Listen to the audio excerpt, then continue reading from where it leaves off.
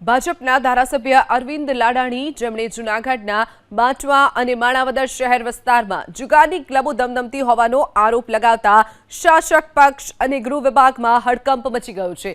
લાડાણીએ દાવો કર્યો કે તેમના સુધી એવી રજૂઆતો પહોંચી કે અહીંયા રોજ 70 થી 80 હજાર રૂપિયાનું સેક્શન લઈને ક્લબો ચલાવવામાં આવી રહી છે, તો સામાન્ય નાગરિકોને ખોટી રીતે પોલીસ પરેશાન કરી રહી છે।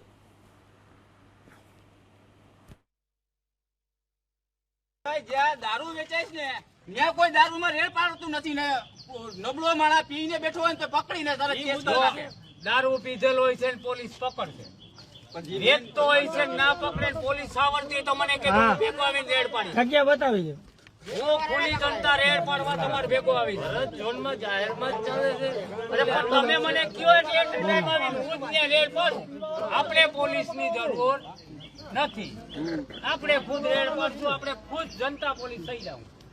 ભાઈ જ્યાં દારૂ વેચાય ને ન્યા કોઈ બાટવાની અંદર પોલીસ રાતે ક્યારેક અમારી ઘરે આવી અને અમને ખોટી રીતે માનસિક ટોર્ચર કરે છે। તમારું ઘર ખોલો, દરવાજો ખોલો, તમારા ઘરમાં જુગાર હાલે છે।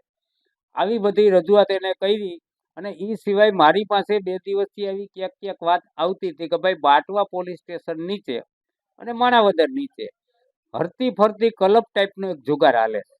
એવી વાત મેં આવી એટલે મેં જે તે સ્થાનિક પોલીસ અધિકારીને કીધું કે ભાઈ આવું તમારું અહીં બધું હાલે છે તો ગોળ ને ખોળની નીતિ ન હાલવી જોઈએ। લોકોને તમે સમાંતર રાખો, જુગાર હાલતો હોય બધાને પકડો, આ લોકો રમતા હોય આને પકડો, એનો મારો વિરોધ નથી। હું જુગારનો સખત વિરોધી પણ છું। જો મને ક્યાંય ખ્યાલ પડતો હોય તો હું પણ પોતે જનતા રેડે પાડી શકું। પોલીસને સાથે લેવાની મારે કઈ જરૂર રહેતી નથી। હું પોલીસને જાણ કરું કે હું અહીં જનતા રેડ પાડી છે ને પોલીસ આવે, મારે કોઈની જરૂર રહેતી નથી। આ નાસી ગયેલ આરોપીઓએ પોલીસ ધરપકડથી બચવા માટે સ્થાનિક ધારાસભ્યશ્રીને વાસ્તવિકતાથી વિપરીત અને પોલીસની છબી ખરડાય તેવી વિગતો રજૂ કરેલ હતી, જેથી સ્થાનિક ધારાસભ્યશ્રી દ્વારા આ વિગતોથી ગેરમાર્ગે દોરાઈ અને એક વિડીયો સોશિયલ મીડિયામાં વાયરલ કરવામાં આવેલ છે, જે તદ્દન તથ્ય વિહોણો છે। ખરેખર સ્થાનિક પોલીસ દારૂ જુગારની બધી નાબૂદ કરવા માટે કટિબદ્ધ છે, તેમજ સ્થાનિક પીએસઆઈ શ્રી, તેમની ટીમ તેમજ અમે સિનિયર અધિકારી શ્રી પણ ગમે ત્યારે દારૂ જુગારને લગતી કોઈ પણ પ્રવૃત્તિની બાતમી મળે તો તાત્કાલિક અસરથી આ જગ્યા ઉપર કાર્યવાહી કરવા માટે થઈ અને તત્પર હોઈએ છીએ।